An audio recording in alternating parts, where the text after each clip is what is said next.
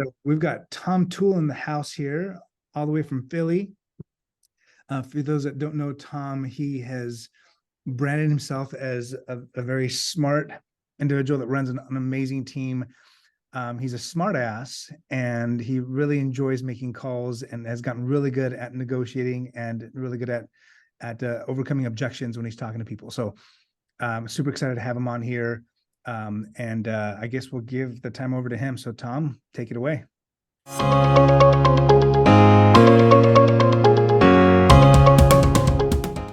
Sure. Well, grateful to be here, Nazar, first and foremost, in all seriousness. Nazar is a good friend of mine. Obviously, Rob Mack is as well. And I think I've known you for what, like 10, 11 years now, something like that. It's been a long time, and grateful to contribute anytime, especially in the current climate here where there's a lot to think about, right? And there's going to be actually new objections you get that we're working on with our team. So Nazar and Rob asked me to come on and talk about objection handling. So what I want to do, and I'm happy to like handle some or like see what's going on with the audience. I think that'd be pretty helpful. I want to give you some basics about objection handling, because a lot of people think it's like you have these like magic words that you say and it gets people to do whatever you want. It's like a Jedi mind trick. Like there's no droids here, one of those deals. That's not how it works. Objection handling is about empathy. It's about understanding that it's not an objection. An objection's like a gift, right? And what I mean by a gift is that anytime someone starts to say things like, I've got a friend, or, will you cut your commission, or whatever it's going to be, you know what that means? They're thinking about hiring you and they've got some questions. That's what an objection is. So when you hear that, my initial thing was like, oh, these people are going to be difficult. They're going to be problems. No, that's not it at all. It's that they have a question about doing business. And remember, most consumers don't transact. The average homeowner moves every 11 to 13 years now, right? So think about what the world was like 13 years ago, back in 2010. It's a very different place, right? I mean, even if it was 2012, like what's the difference? So there's a lot of things that have changed and people have questions. So that's some of the basics with objection handling. And I'm going to give you kind of 12 points here. You probably want to write these down, and then we can get into some objection handling. And I'm actually clear there's a formula you want to follow, at least in your head, to get through these things so you can get people to work with you. I mean, that's the goal here. But you got to come from the mindset of help, that you're really trying to help them. So the first rule is you always want to bring agreement, right? Imagine if I got on here and I started arguing with Nazar right away. It'd probably just turn off the Zoom and that would be the end of it. Imagine when anyone here, and show of hands, I can see most of you guys, you've had a sales experience and someone got a little abrasive with you. They got a little aggressive, or they kind of rubbed you the wrong way because they weren't trying to bring agreement. They were like arguing with you, right? I'm not working with someone who's going to argue with me. I mean, especially when you're in a large financial transaction like real estate. So that's number one. And the second is that this is, like I said, objections are a gift. This is not a negative. The prospect is telling you, I may want to do business with you, or I do want to conduct business with you. However, I've got some concerns and questions that need to be answered. Look at the objection as a gift. It's something amazing. It's like a beautiful thing, because when you hear that, it's like, hey, so can we do a shorter term contract, or will you rebate some of your commission, or whatever it is? To me, I get excited when I hear that, because now I know they're at least considering working with me, and I've got to navigate this, and it might be a negotiation, right? Well, that's what we're paid to do. We have to negotiate for them. But when you're acquiring a client, you've got to negotiate against the client to get them on your terms. So that's a little bit of a different mindset there. It's not a big deal. It's just a question or a concern. And think about, we're very jaded going into these real estate transactions. Moving is one of the top 3 most stressful things people go through, behind death of a spouse and divorce, right? So I mean, moving sucks. Like, who's moved recently? Like, it's horrible. You got to coordinate the movers. You got to make sure the contractors are going to show up on time. You don't know where anything is. So you got to really be empathetic there. The third rule is that all these things I'm going to share with you, they're just words you need to learn. It's nothing more than that. And it's how to deliver them. Because you could say something the same way I might give as an example here, but if your tonality and body language don't match, you might come off like an asshole. Like, I mean, you really got to think about this. Nazar's laughing. This is true, right? So one of the things that, I don't know if you guys get this a lot, but like, hey, can I talk to the listing agent on like an inbound buyer lead? Very common objection, right? And one of the things I've always said is like, hey, so can I tell you why that makes me nervous? Anytime you call the listing agent, it's like calling your husband or wife's divorce attorney. Do you really want that person representing you in a large financial transaction? But there's a very intentional tonality, how I dropped my voice there and was empathetic instead of, hey, you don't want to call that person. That's like calling your wife's divorce attorney. I mean, just see how the difference there is. It's how to deliver it, not only what to say. The fourth rule is that objection handlers are simple. There's only like 10 to 12 objections tops. That's it. There's not all these different objections that come up. And the more you learn them, just like a sales script or anything else, the better off you're going to be. But there's not an infinite amount that you got to learn. There's only maybe 10 to 12 objections. And when you master them, it's like muscle memory, right? If there's any athletes on the call here, when you get muscle memory and you see like the ball coming to you and you know exactly how to catch it and what to do with your left hand or right hand or whatever, that's what you want these to become. So there's not thousands of them to learn. The fifth one is get out of judgment and into curiosity. Don't jump to conclusions, because the objection should not set you off that it's, hey, this person's horrible. This person's going to be difficult. People have questions when they're buying big financial properties. I mean, you're selling $1 million homes, $500,000 homes, whatever. It's a lot of money to them. And when you, instead of get out of judgment and think, man, this person's going to immediately be a pain in the ass because they asked me 3 questions about a home purchase or 3 questions about their listing. No, it's, hey, let's answer the questions and let's make them feel good about the answers, because most people don't know. We've all dealt with people that are massively intelligent individuals in their own field on the consumer side.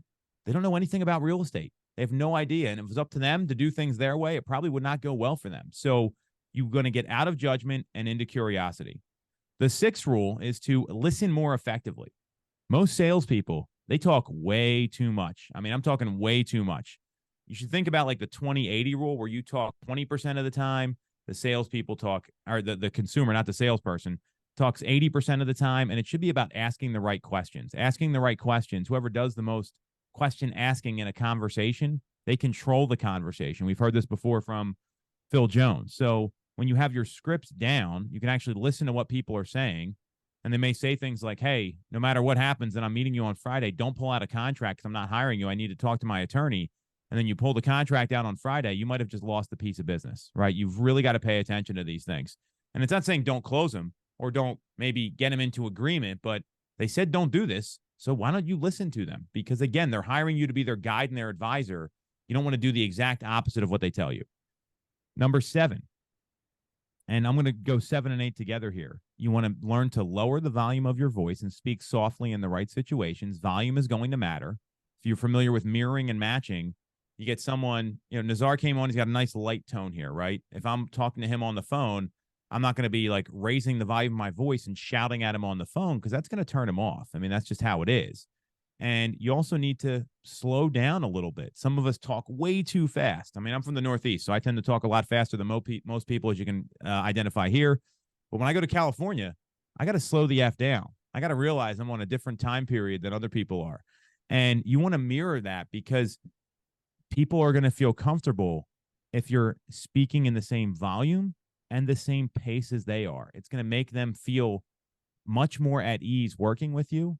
This just happened to myself and Sarah from our team last night on a listing appointment. We met with this woman. She's got to be in her late 70s, early 80s, totally overwhelmed with the selling process. She's met with a number of agents, and I was finally able to get in there. And instead of telling her how aggressive we can be and how we can help her sell the home, we listened to her. We heard her concerns, and there was a lot of them, like cleaning out the house, getting closer to her kids. But most importantly, we dialed our tone back and took a little more passive approach, because she was very soft-spoken. And if I was shouting at her at the table, that's not going to make people feel comfortable. So you really want to learn to adjust the volume of your voice and the pace. Number 9, I had a hard time with this one.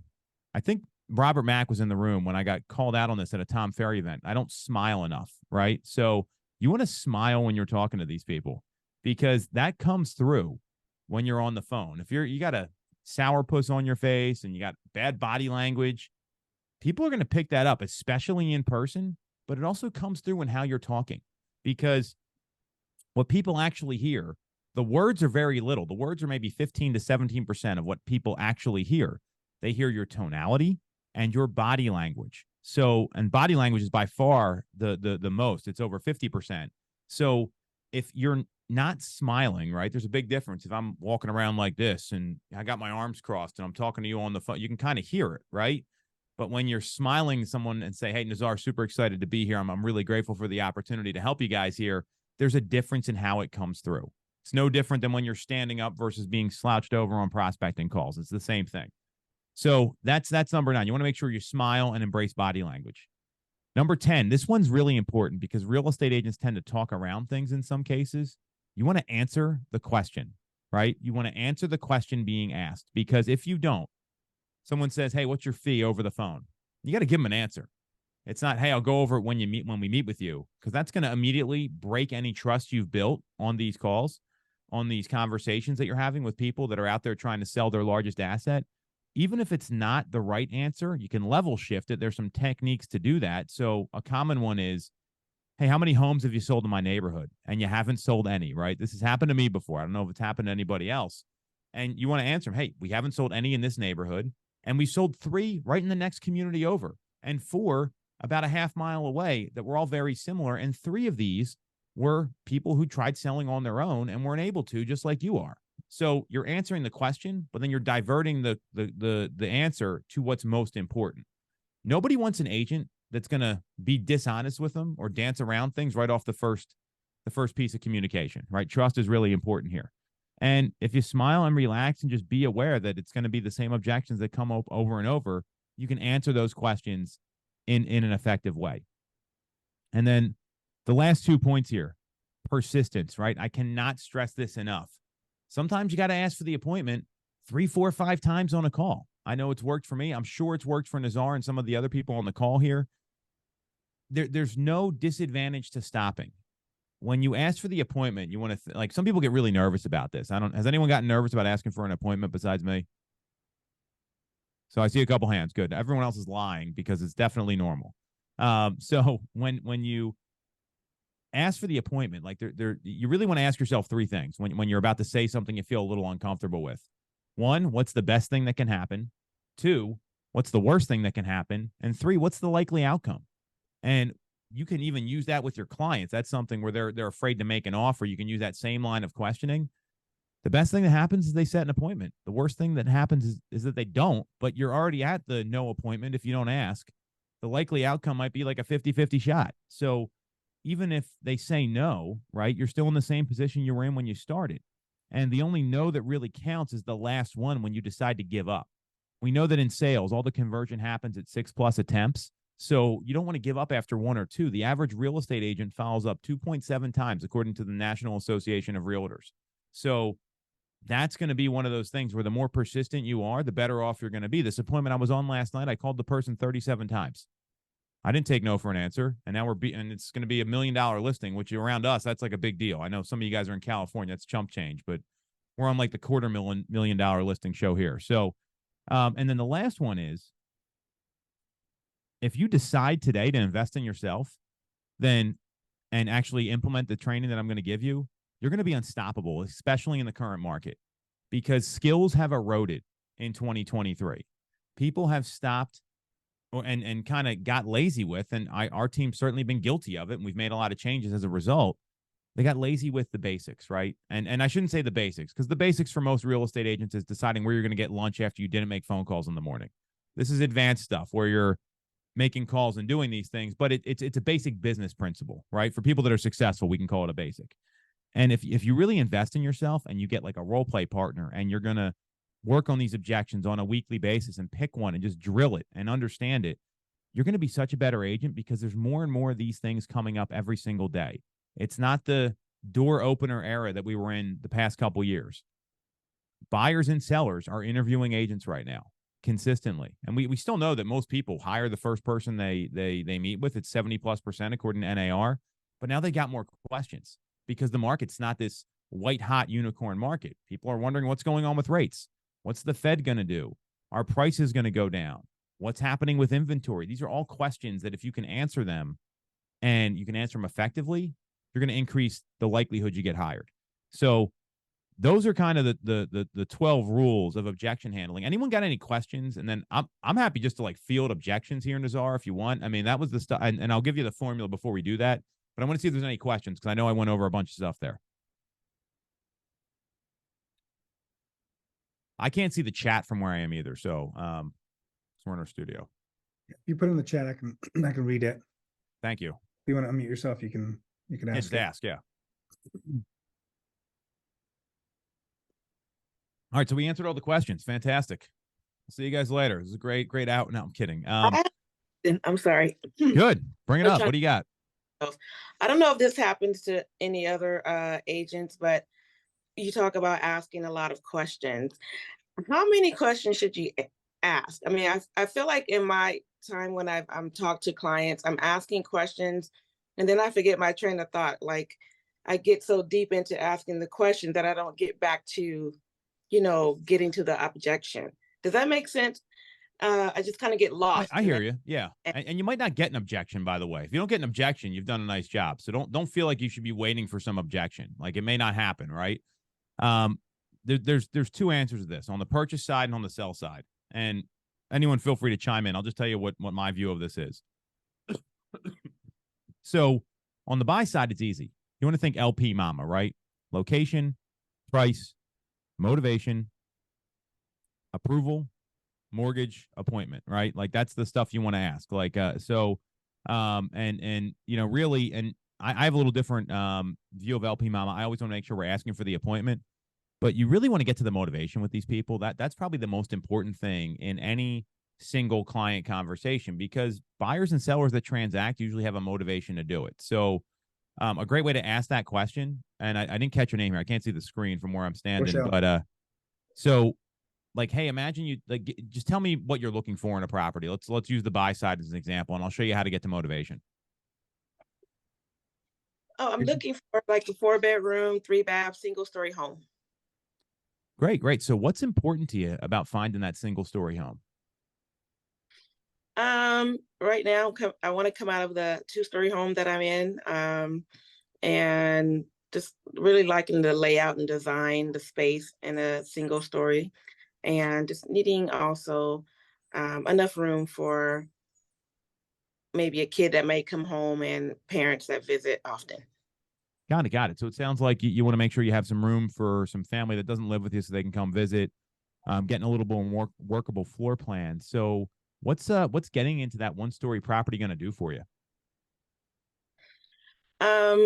Actually, it would just make things easier. Like I said, for my parents who don't like go up and down the stairs, easily. So, and I'm getting up there in age a little bit too. So just those type of things is what I'm looking for in the, for the future coming. Perfect. Totally makes sense. And I can see why that would really be a benefit to you there. So like those two questions, like what's important to you about what they're looking for, and then if they don't really give it to you, and you were a little evasive, this was actually perfect. So it's like you told me you wanted 1 story. One would assume that it's like a health issue or it's going to be easier not having to deal with stairs. But that second question, hey, so what's that going to do for you getting into that 1-story home? It sounds like you're planning for the future and don't want to get into something where you have to deal with a lot of steps and all that. And it's going to be easier for your parents, who I assume would be older. So now you kind of know what the motivation is. So, but you want to think LP mama, right? And then if you can get to the motivation for anybody, that's going to be helpful. So that's on the buy side. Now, to answer your question on the sell side, the most important question to ask any sort of seller is, where are you planning on moving to once the home sells? Because if they don't have a plan of where they're moving to, you either got to help them with that, or they might not be that motivated. And this is my view of this. I learned this on like one of the very first listing appointments I went on. I didn't ask any of these questions. I didn't know what the hell I was talking about. Had no idea where they were moving to, and couldn't approach the appointment effectively. So you want to know where they're going. And then there's all kinds of scripts how you pre-qualify people in terms of like what they think their home's worth, how much they own the property, are they interviewing other agents? To me, it's one question. The most important question to find out from a seller is where they're planning on moving to and the reason behind it. What's important to them about making that move? Because in a market like this, and Nazar, I'd love your feedback on this because I know you've been selling real estate a very long time as well. You got to find motivated clients, because there's a lot of people that can waste your time.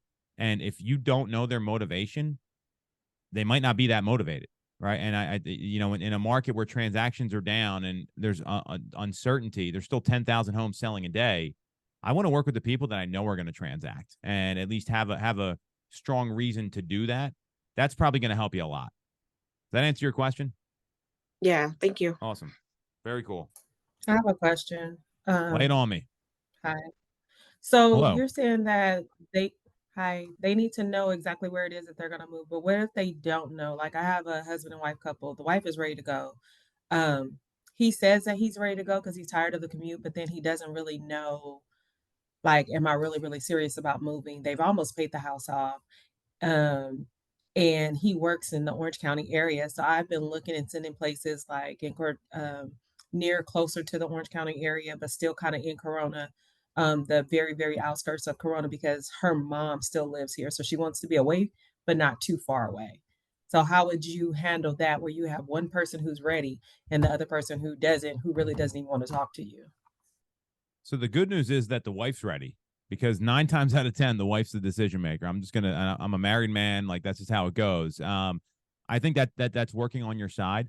Sometimes people don't know exactly where they're moving to, but they know where they want to get to. And I'm glad you asked this question, because I want to clarify that. Like, some people are saying, hey, I'm moving to North Carolina, but I'm not going to buy anything till I sell my house and I'm okay going into a rental, right? Like that's still, they know where they're going. As an example, when the spouses don't agree, that's a little bit of a tough situation, because I mean, has anyone else ever dealt with this where like the husband wants to move, the wife doesn't, vice versa? It can be a challenge. One, because you need them both to sign off on everything, and two, I mean, it's there's probably some tension going on in their relationship behind the scenes, right? So that's not so much an objection as a condition, and there's a big difference there. A condition is something you can't change. So what I would talk to these folks when you meet them and say, hey, so I know you've been back and forth a little bit about what you want to do. Have you had any change in your plans or your goals? Or tell me where you want to go from here if you feel like you're running up against a brick wall. Because and you know what, some people take longer to transact, and you might need to embrace that. You know, we're very spoiled right now as real estate agents, coming out of the 2020 to 2022 market, where people were just moving left and right. I mean, I've had clients. Literally, we met with, I first talked to the guy in like 2017, and we're finally getting ready to move. And I didn't go out and show him properties, but I mean, it takes people time to move, because moving is tough. And when you have that empathy, then the objection handling becomes a lot easier. So, but you might want to just ask him like, hey, so where are you guys at? Like, I mean, and not maybe in that way. I would be a little more professional, but hey, so tell me how your search is evolving. Is Corona still where you want to be? Have you had any other thoughts about areas you might want to consider? I don't know California that well, so I mean, you can get some guidance there from obviously your own knowledge of the market, but ask more questions and see what's going on, because if they're not going to agree, you're going to have a tough time, and that might be a condition. Like, they might need to figure some shit out between the two of them before they really pull the trigger. Thank you. You got it. So Tom, maybe we discuss some of the objections that are more relevant to today. Yes. All right. I got a bunch from here for you. Yeah. So if we want to, do one of those, like, hey, rates, not sure, going to wait on the sidelines, those types of objections.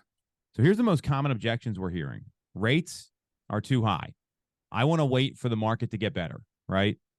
We've started hearing, hey, what's going on with this commission lawsuit? This happened in real life at appointments. So to me, those, I mean, it's rates are more inventory. That's the other one we hear a lot of. We want to wait for more homes to come to the market. So I'll kind of hit on each of these. Nazar, I'll send you this. It's on my laptop here. We do this every 2 weeks at our team. We kind of support it with like charts and graphs. I don't know if you guys have ever tried doing anything like that, but we take some actual like third-party validations to back up the stats that we're working on. So I'll email this to you so you can kind of share it with everyone on the call here. And before we get into that, there is a formula here, and I'm going to give you the 3-pronged formula. It's very easy. You want to like acknowledge the objection. That's number one, right? So, hey, I'm so glad you brought that up, Nazar. Or, hey, that's a really valid concern. Or, I hear you. It creates some sort of agreement, because these objections are founded in how they're feeling, whether you think it's real or not.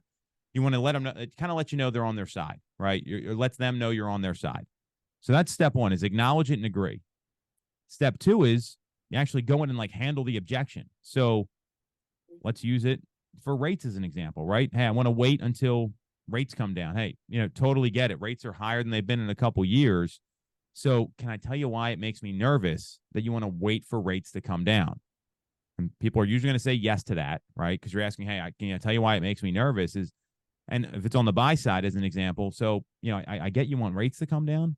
There's probably a lot of other buyers waiting for rates to come down too. And what we've seen so far in the fourth quarter here is that we've seen inventory in our markets up 18.5% from where it was last year. We've seen rates come down from that peak number of 8 down into the 7 1/8 range. And we've seen 39% of sellers across the country make price adjustments during the month of November. So we're seeing that sellers are more negotiable. Rates have come down a little bit, not down to where they were. And we've seen that there's more homes available. So if rates come down further, you're going to see a lot more buyers jump back into the market, and there's going to be more competition when you go bid on these properties. So tell me what monthly payment you feel comfortable with, and we can target homes that way. And if you ask it like that, right, it's less about the rate and more about what they can actually afford. It takes the rate conversation almost out of it. I don't know what you guys thought of that, but that's something we've been working on a lot here. But Tom, if when rates go down, then more sellers will put their homes on the market, and so I'll have more opportunity to find the home that I'm looking for because inventory is low as it is anyway. So yeah, you're absolutely right. And so Nazar, here's what I know is that rate projections, I got 3 of them here right in front of me. Fannie Mae's projecting that rates won't go any lower than 6.7% for all of 2024. The Mortgage Bankers Association, they're a little more bullish. They're predicting 6.8% the first quarter, 6.1% by the end of the year. And Goldman Sachs is at 7.3% for the first quarter and 6.8% by the end of the year. So I don't know how much that's going to make a difference where we've got 90% of sellers have a 6% or less rate on their home right now and throughout the entire U.S. So sure, there's going to be more inventory at some point, but how much more would rates come down? I mean, you're only really talking about maybe a quarter to a half a point at most. And if everyone's thinking like you do you want to be bidding against 10 people or maybe only 1 or 2 or maybe nobody? well, I've heard that rates are going to go down in the 5s in next year. So think about I mean, that'd be awesome. I'd love to see that happen. So tell me what you understand about the rate climate right now. I knew some smart guys and that's what they've told me. So I realize that if it gets to that, then I'll be able to afford more, like you're saying. And so it just doesn't make any sense to do it now. Sure. So what's your backup plan if you decide not to move? I'll just stay put. And tell me again what's important to you about making a move in the first place. I just wanted to downsize. You know, the house is getting too big, but you know, we've been here for a while. We can continue staying if we need to. So you want to downsize, and here's the good news is that, you know, for someone that's looking to downsize, right? We're still seeing a lot of demand out there right now. So part of this is going to be cashing out high on your current home, and we're not expected to see the same appreciation that we've seen the past 3 years. So I don't know if you've seen these stats, but Zillow put out there that home values went up 49% since the beginning of the pandemic, which is pretty incredible. Yeah. The predictions from the Home Price Expectation Survey, which is a survey of 100+ economists across the country, they're only predicting 2% appreciation over the next year. So if rates come down and you're selling and buying, and really we got to figure out what's best for you, Nazar. That's my main focus here. If rates do come down, more sellers put their home on the market. Well, you might have more competition selling your home because right now days on market's still less than where it was pre-pandemic. So do we want to cash out high and maybe renegotiate the rate once you find the home because you're locked in at the purchase price? You're not locked in at the rate. And, you know, I'm getting a little nervous that we're trying to time the market here. And usually when you try to time the market, it doesn't work out well. Well, yeah, I hear you. I don't want to take that risk. I don't want to sell my house and, you know, lose the 3% interest rate that I have currently and then get into something. And so I just needed to wait a little bit for it to come down. Sure. Well, we might be waiting a while, and that's the challenge. No one knows what's going to happen because all these people that made predictions last year, did you see how wildly wrong they were in 2022 and 2023 about rates? A lot of people thought rates were going to be in the high 6s by now, or maybe the 5s, and we were at 8 just a couple weeks ago. So, you know, predictions are just that. They're predictions. I deal in known quantities to give you the best advice. So we got a couple options. One is we can wait and see what happens, and that might not work out well. It might work out great. We don't know that.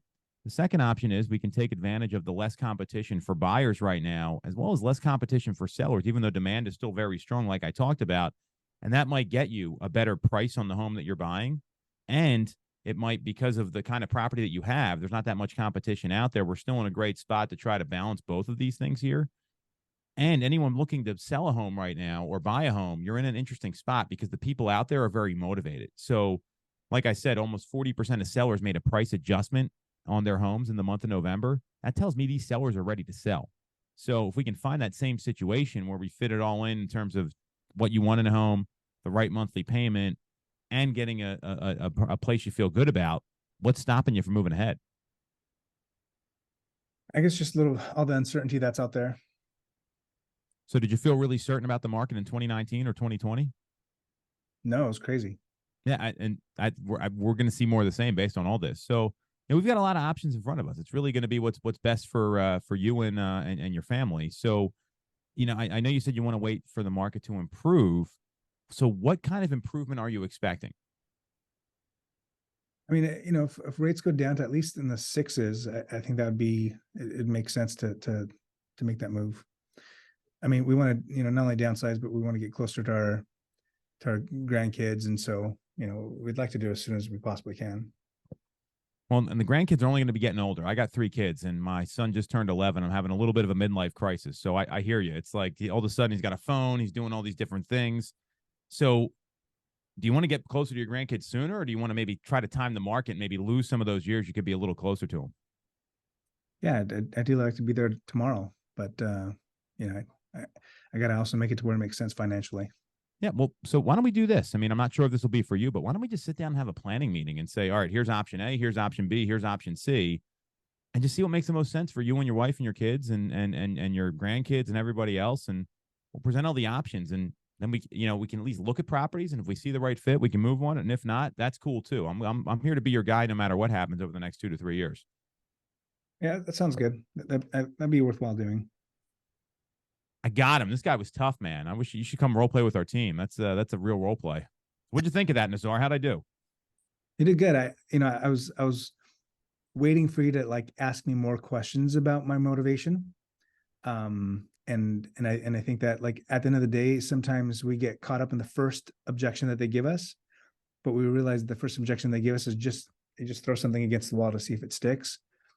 It's kind of like blowing us off. But if we really dive in a little bit deeper, realize that there's actually a lot more. They might be a lot more serious than they're putting out there, because they don't want to show off all their cards to you, right? Because if they tell you how super motivated they are, then you're going to jump on that. But and so I think going a little bit deeper, asking subsequent additional questions, I think a lot of agents have a hard time. They just stay very surface level. And if you go deeper and deeper and deeper, then you get to really the root of, and then you find out at the end of the day if they're really motivated, if they're just kind of kicking the tire. This is a tough role play. This is not planned, by the way.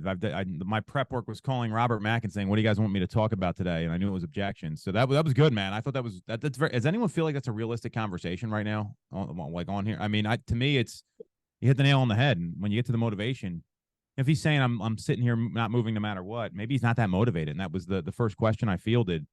You've got to find motivated people right now. In a shifting market, motivation matters more than anything else. Yeah, we talked about this the other day. We're like, if you really figure out that in this market, the people that are moving are the have to movers, not the, it would be kind of cool. The kind of cool movers are going to sit on the sidelines. And so our goal is to find the I have to because of, and then those reasons, right, that you can isolate. So for sure. And let me give just 2 anecdotal examples here. So I've been on 2 listing appointments this week. I'm taking my team on them and training them and showing them how we do it. One has a job relocation coming up, and they have a 3% rate, and they got this home is immaculate. It's like 6,500 square feet. They got 3 kids. It's beautiful, but they both have an hour plus commute. So they're like, you know what? And like they have a newborn, by the way. Like so the woman's there like trying to get the kid to sleep at the appointment. That hour commute, people will pay a premium to avoid that. And that's a great example of what you're talking about. And they're like, hey, we know where it is, but the guy kept saying, we can't control the rates. We can't control where we live and our commute. And that's going to be important to us. And they're both physicians. So they probably have they got some income to work with there. It makes it a little easier. And the appointment last night, the woman's in this house. She's been in 45 years. Her husband passed away and she wants to move out to California to get closer to her kids. And it's, and the home isn't like, it's fine now, but if she lets it go anymore, it smelled like cat piss when we walked in there. It was one of those places, but it could be great. And just chilling out a little bit. And we interviewed against a couple agents for that one. We got a verbal yes. We have to talk with the kids and our attorney. It was just about literally like calming down. Like I really adjusted my tonality and everything else and just tried to help her. And she was like, who do I get to clean out my house? What do I do? Like that's real life right now. And if you can do those sort of things, it's the objection handling is great, but it's really about like how you make the people feel and building trust with them more than anything else. Absolutely. Yeah. I mean, you can come off as the best, all the words to say and how to deliver it and all those things. But if people feel like you're an a-hole, like at the end of the day, they're not going to want to work with you. I got to hide my inner a-hole to make sure that works well. But Nazar is absolutely right. Trust is going to matter more than ever. And the fact that all you guys are on this call here, like this to me is you're going to be able to take a lot of market share in 2024 because there's so many agents that are just used to doing, hey, well, they're going to reach out to me when they're interested, or I don't want to handle that question, and this mindset of dealing with the public. Like, I got a news flash for everyone here. You're not going to like all the clients you deal with. It's 2024, right? I mean, you're going to have to work with all sorts of people. And if you can roll with it and provide value and try to help them at the end of the day, you're going to win more business than you lose. And that's how you build a big business in today's world. I love what kind of objections do we got? Anything I mean, I got some time. I got a whole hour for you guys. So I got plenty of time here. I love what you said about like there's 10 objections, 10 to 12 that you just need to learn. Mm-hmm. A lot of us, when we get into sales and just in general, like we think that there's just so many things that we thrown at us and therefore we just get overwhelmed by it all. But if we spent just a little bit of time identifying those 10 to 12 questions that we're going to be getting on a regular basis and learning how to handle those, just like what's his bucket says, what's that guy? Jones. Phil Jones. Phil Jones. There you go. He's like, you go prepared, knowing those objections, already handled them. So you're not caught off guard and you just get right into it. And that's what I love about you, Tom, is that you've been able to do that and be able to really hone your skills in doing that. So does anybody have one more question? Yeah, I have one for you. We've been role playing it in the office this week. We haven't had a lot of it come up, but with the lawsuit and the buyer's compensation, how are you guys training, and how are you handling that objection in your office? We're trying to get our agents prepared for that conversation. I'm really excited you brought that up, because if you're not preparing for that, you're not running the right kind of business. There's going to be a couple different ways this comes up. So you gotta kind of listen. And when I said listen carefully, this is really important. So one is, hey, I heard about this on the news, right? That's a little different than I don't want to pay a buyer agent as a seller, or a buyer agent or a buyer saying, hey, I don't want to have to pay you as a buyer agent. So there's really three of them. This is in development right now. I'd love to tell you I've got this all figured out, but it's not. I mean, I think you got to kind of develop these things. And so I'll share this document with you right now. It's something I'm working on. I think it's pretty interesting. So the easy one, none of these are easy. The easier of them is, I heard about this on the news. So why don't we, I can't see your name where I'm standing. What's your name? I'm sorry. Christina. That's what I thought. Okay. So Christina, why don't we role play this? Just lay it on me like, hey, I heard about this on the news, and then we'll kind of get into it. So, hey, Tom, I heard on the news this big lawsuit with real estate agents, like sellers don't need to pay the buyer's agent. Yeah, you're absolutely right. There is a lawsuit. It was pretty monumental. And as soon as the ruling happened in Missouri, it literally went right to appeal. And we really don't know what we don't have a final ruling from the judge. That's not going to happen until 2024. So what do you understand about the lawsuit and its impact on the market? I just have heard from friends and stuff, that the sellers were paying for somebody to negotiate against them, and that it's not fair that the seller's paying somebody that's not on their side. Like me as a seller, I shouldn't have to pay a buyer. Yeah, that's definitely one of the arguments in the suit, which I find kind of funny, because the attorney trying it is getting paid by the other side if he wins. So it's the exact situation you just described. The good news here is that nothing has changed right now regarding the way that sales and purchase process works, or how agents are earning their fee. And I bet you're like me, and you want to get a full understanding of any major transaction before you move ahead with it, right? Yeah. So help me understand what's important to you with making a move. What's going to be important to you in terms of buying a new home and selling your current property? Well, of course, I want to make sure that I get the most money that I can, because we're moving at a time where rates are high and everything like that. So I'm going to need as much money as I can to make that move. And I just don't want to be taken advantage of. It sounds like in the news that sellers were potentially taken advantage of. Sure. I think that's a really valid point. And what I know about the arguments in the lawsuit, and I'm not an attorney, by the way, let me be very clear with you. you know, in a lot of cases, you know, buyers can't really afford to pay their agent because they're putting everything they can into getting financing, getting the down payment. And there's a study out there from our local MLS that when homes are sold and they have both a listing agent and a buyer's agent, they sell for 13 to 17% more than what they would get if they weren't working with a buyer agent. This comes from Bright MLS. So you know, I get your point, and you told me that you want to get the maximum amount of value out of your home. And what the data tells me, one, again, nothing's changed with this lawsuit, and it's probably going to be in appeals for another 3-5 years. But secondly, having the entire realtor population working on your behalf to bring buyers through is going to help you get the best price and walk away with as much money as possible, which is what you want, right? Yeah, of course. Awesome. So it sounds like we're on the same page there. And obviously, if anything happens with that, there's any changes, I'll be the first one to let you know. We've been getting this question a lot. So has anyone taken the time to, you know, just sit down and show you how we can maximize the walkaway money on your home, the proceeds check, and how we can make sure we get you into a new home you feel comfortable with? No, I've only just done calculators like on Zillow or something. Perfect. Well, I mean, they're a great place to start. So, you know, what a lot of our clients have found is that before you get into the market, it's really helpful to get an understanding of what you're getting into, given how fast the market moves on the sell and the purchase side. So would you be open-minded to a quick strategy meeting where we could just show you, here's our value as an agent, number one. Here's how we're going to market the property, number two. Here's what we're going to do differently on the purchase side, number three. And that way you're able to get a real understanding of how we can be your advocate here to make this an easy process and get you the best value for your property. Dang, I've been Phil Jones. Sign me up. So I just sent Nazar this script. This is something we actually, we've been developing it, but the idea behind it is, like, first of all, nothing has changed. And a lot, like, I mean, some agents are going down this rabbit hole and being like, well, if you pay you lost them at that point. Most people have no fucking idea. Like, let's be very clear. Like, they don't know what goes on. This happened to me on Monday night at one of these appointments I was on. It happened on the very next day. I got it on a prospecting call I made. So this is going to come up. I read it on the news is probably the most common. And so I sent Nazar that script. That's one that we've gotten like signed off. We've used. It's in your text right now. The other two are a little more challenging, right? I think you have to have a real conversation. I don't know that Nazar, I'll let you and Rob know when I get this figured out, because we're working on it with a couple people in the ecosystem like Brandon Howe, Tom, some other folks.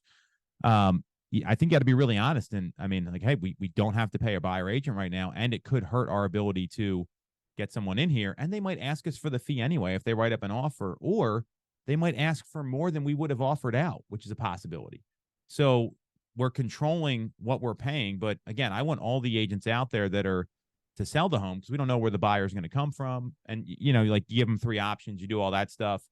This is the only one I feel comfortable role playing with you guys right now, to be honest with you. We got to test the other 2 out a little bit, because I think it is a moving target, but that's the most common that we've seen.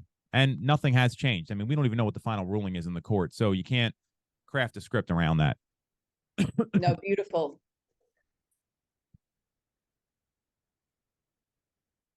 Hope that helps. All right. Any other questions for Tom? Any of the objections that you guys think that we want him to handle, that you guys you're experiencing on a daily basis, that you're kind of stumped with? I do have a question for you, Nazar and Tom. Is there a way that we could get Tom's team to role play with your team every other week? So I'll be very honest. It's tough to get these people to role play more than what we're doing. I mean, and I think the time zone's a little bit of an issue in all seriousness, because we're about 3 hours apart. However, I'm willing to try it and test it out. But if people start not showing up, then we're probably going to bag it. Is that a fair agreement, Nazar? Fair enough. I know that we have a handful that would show up. So maybe after, let's see, I got hands raising. Maybe after Thanksgiving, we'll connect and see if we can make it happen. I'll work with Nazar on that, and maybe we can do it. Like, I like the idea of like maybe once a week or something. I think it can't be too much, or it's going to be hard to get people to do it every day. So I mean, and I'm not saying this to be a hater. This is just reality. I mean, role plays, they come and go. So I think it's, you know, if you think about role play, if people just come not prepared, then I wouldn't invite them to that role play. I'd say, if you want to be part of this role play, then you can come up with the 10 objections that you get, and then have 3 or 4 responses to each one of those questions. Do that homework, and if you do that, then you'd qualify for that type of a role play. I don't know, We can work something out. Just some type of a qualifier. Yeah, All right, and guys. what we normally do, like we'll send out a schedule the week in advance, and like so this is all we've been working on is that specific objection. So that's probably a great one to start with. And we can after Thanksgiving is definitely when it's going to have to happen because I mean I'm already We're gone. I can kind of feel it today, and it's like got a week, Christ. So I mean I'm One here thing that making calls, but when I was driving the other day, I had this epiphany of a really good analogy to be able to talk to people at the listing appointment when it comes to talking about the importance of paying a buyer's agent. I don't know if you guys have ever seen the movie John Wick or any of the John Wick movies. You haven't? Okay. Well, No. in the John Wick movies, they have these people put a hit on this guy that they want him dead.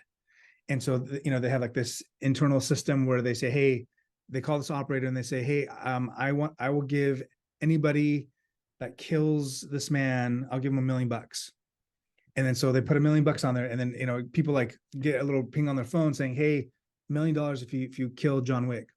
And then they like get really serious and like, okay, I'm upping that to 5 million. And then more people like get that ping, like, okay, I'm more like, they stop what they're doing and they try to go get John Wick and kill him. And like, and the guy's like, dude, I want this guy dead yesterday. I'm offering $30 million, whatever that number was. It's like this massive amount. And then everyone literally stopped what they're doing and like tried to go after this guy. And real estate's the same way. When you as a seller are at that table, you're going to hire me to negotiate, market your property, and get your home sold. When you offer a commission to buyer's agent, what you offer is basically putting a phone call out and a text message out to every single real estate agent that's in our network or that works around here, 30-mile radius, and letting them all know that you've got a home to sell and that they should bring all their buyers to the table. At least in my head that worked and it made sense. But I don't know if you haven't seen the movie, then it wouldn't resonate with you. But I get it. Well, I look at the personal injury attorney, right? I mean, we see these, and which is interesting because the guy who prosecuted this case is a personal injury attorney, and like these commercials are on all the time. Like if you watch like local sports or at least in Philadelphia, where they're like, "Hey, you don't pay unless we win," right? And that's kind of this is a black and white business, and I mean, my hope is that the judge actually doesn't have his head up his ass during these appeals, which is or her ass, and this whoever it is. I'm a little nervous because NAR obviously dropped the ball, but we got to be ready for this. Now, I would tell everyone on the call, this is an opportunity. Like the people that are going to be forced out of the business are going to be like the hobbyists, like the ones that are the dabblers. I mean, this to me is no different than when people weren't moving in 2008. It was a challenge then. I mean, I got engaged like the day before all these companies failed. I'm like, great, like I got to pay for a wedding now. And this is what's going on in the housing market.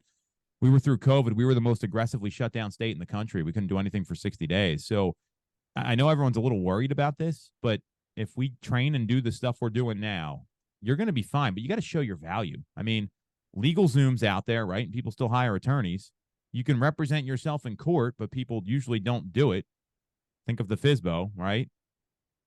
What's a TurboTax, right? I have an accountant I use. Thank God, because I got audited this year. If I was doing it myself, I would have been fucked. Like, there's a reason why people want a professional. So you got to show up like that every single day and treat every single day like a job interview. That's been the mindset we've been preaching here, is that people are watching you all the time. So Nazar always busts my chops for dressing nice.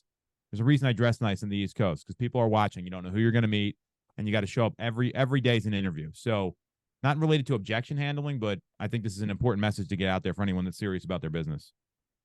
absolutely.